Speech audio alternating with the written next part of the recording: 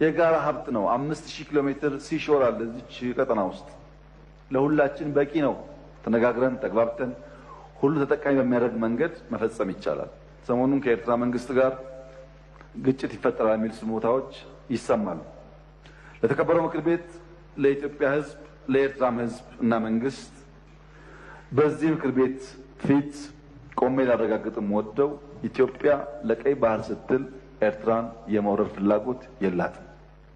ያላት ፍላጎት እንነጋገር ነው። እንነጋገር ሰጥቶ መቀበል ባለበት መርህ፣ ህዝቦች በሚጠቅም መርህ፣ በገበያ መርህ ይሄንን ችግር እልባት እናበጀለት። ዝም ብለን ብናልፈው ዛሬ ነገ ጦስ ያመጣብናል።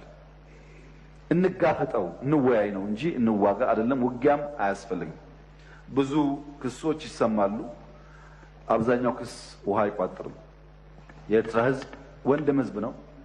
የኤርትራ ህዝብ ምስኪን ህዝብ ነው።